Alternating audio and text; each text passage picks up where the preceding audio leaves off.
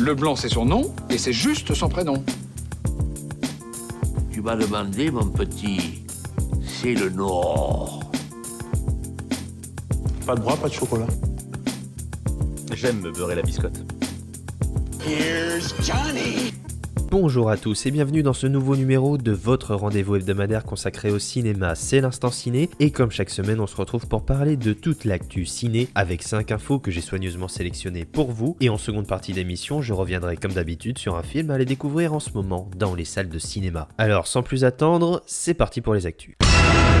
Notre première info nous a été révélée par la 20th Century Fox elle-même, puisqu'un premier concept art du prochain film La Planète des Singes, intitulé Kingdom of the Planet of the Apes, de Wes Ball, qui prendra place plusieurs années après les événements de la dernière trilogie, du dernier épisode de cette saga cinématographique. La sortie du film est prévue à l'horizon 2024.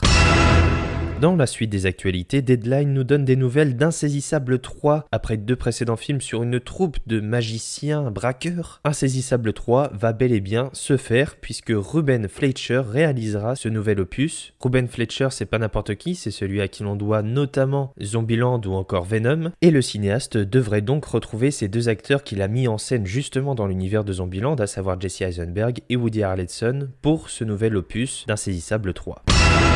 On passe maintenant aux bandes annonces qui nous ont été révélées cette semaine. Nous avons eu droit à de nouvelles images pour le prochain film de Nicolas Bedos, ça s'appelle Mascarade, c'est avec Pierre Ninet et Isabelle Adjani, c'est le 1er novembre au cinéma. Puis on a eu droit à une énième bande annonce pour Black Panther Wakanda Forever. Et enfin, un nouvel aperçu du film complètement barré de Quentin Dupieux, ça s'appelle Fumer fait tousser et c'est le 30 novembre au cinéma. Toujours dans les actualités, The Hollywood Reporter nous donne une nouvelle bien réjouissante pour les fans de la savane et des hommes torse nu, puisqu'un nouveau film Tarzan serait en préparation du côté de Sony. On n'a pas plus de détails concernant ce nouveau long métrage, mais en tant que grand fan de Tarzan, cette nouvelle me rend énormément heureux. Toujours dans les actualités, Deadline nous dit que le remake de Nosferatu, dirigé par Robert Eggers en personne, Robert Eggers à qui l'on doit The Lighthouse ou encore plus récemment The Northman, eh bien ce nouveau Nosferatu sera mené par Lily Rose Depp et Bill Skarsgård qui incarnera donc le fameux vampire suceur de sang. Et enfin pour terminer ce tour des actualités, Deadline toujours nous disent que Jonathan Majors, que l'on a pu apercevoir en grand méchant de la série Loki et qui sera le grand méchant des prochains films Marvel, notamment Avengers, eh bien Jonathan Majors incarnera le basketteur Dennis Rodman dans un film qui s'appellera 48 heures à Vegas, un film qui retracera l'histoire vraie du basketteur Dennis Rodman et sa célèbre virée complètement déjantée à Las Vegas, un projet qui m'intrigue énormément. On passe tout de suite au film de la semaine, et cette semaine, j'ai envie de vous parler du nouveau film. C'est le 3e long métrage de Sébastien Marnier. Un film que beaucoup attendaient, étant donné la qualité de ses 2 précédents longs métrages. C'est un film avec Laure Calamy, Doria Tillier, Dominique Blanc, Jacques Weber, et ça s'appelle L'origine du mal. Vous êtes Serge ? Oui. Et donc toi, c'est Stéphane. Oui. Comment est-ce que tu as fait pour me retrouver? Serge vous avait dit qu'il avait une autre fille. Vous lui ressemblez pas beaucoup. Serge a toujours eu beaucoup de succès auprès des femmes. Il y en avait forcément de moins jolies que d'autres. J'imagine que pour vous, la situation n'a pas dû être facile tous les jours. Mais s'il vous plaît, je vous demande de ne pas revenir. Depuis mon accident, c'est devenu compliqué ici. Ils veulent me mettre sous tutelle. Si on veut que tout se passe bien, il faut se dire les choses. Stéphane, vous n'êtes pas d'accord avec moi ?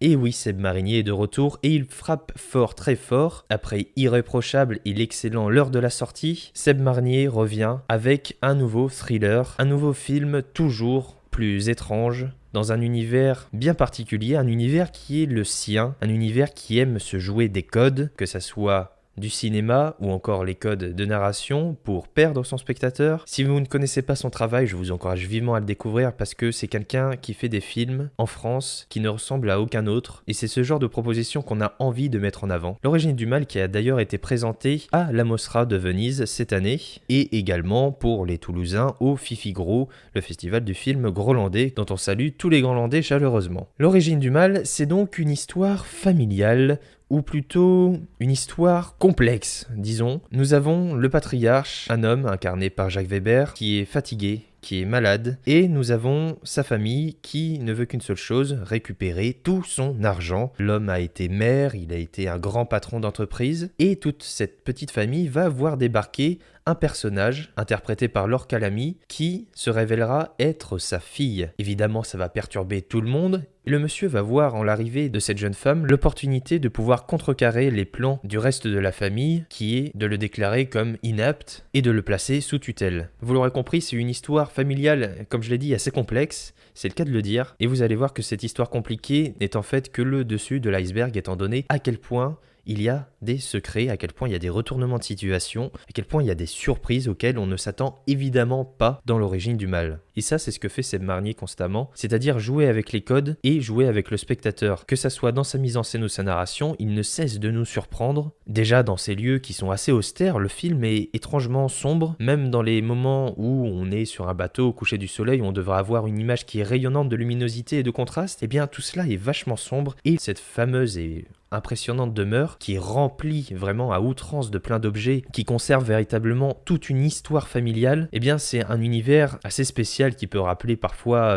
les Cluedo par exemple, et ça va être le théâtre de plein de retournements de situation et de véritables batailles entre ces personnages qui sont pleins de sous-entendus, de mystères, de sens cachés et d'intentions somme toute douteuses. Le but du film est, comme son nom l'indique, de découvrir l'origine du mal, à savoir quel est le mal qui ronge cette famille.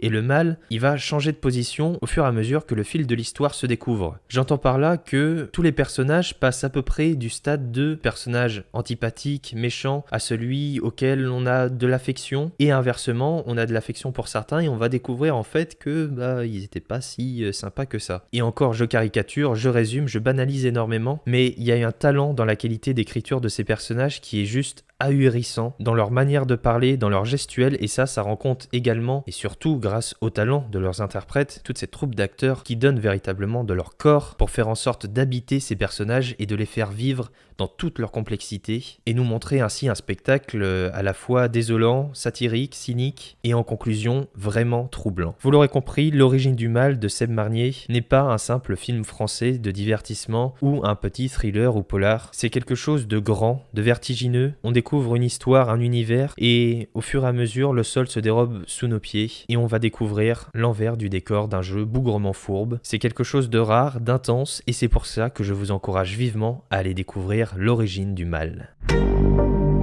vais avoir besoin de toi. Pour faire quoi? Je veux que tu témoignes en ma faveur. Je vais pas me faire piquer tout mon fric par ces deux salopes. Espèce de vieux mâche. Toi, tu la laisses faire. Bon, moi, tu sais tout ce qui peut t'emmerder. Aidez-moi quand même.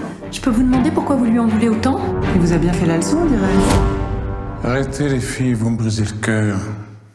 On peut te l'arracher aussi. Ici, c'est chez moi. Vous êtes dans ma maison.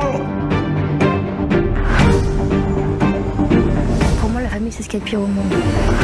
C'est comme un poison qu'on va dans le sang. Toi, tu vas regretter d'être entré dans nos vies.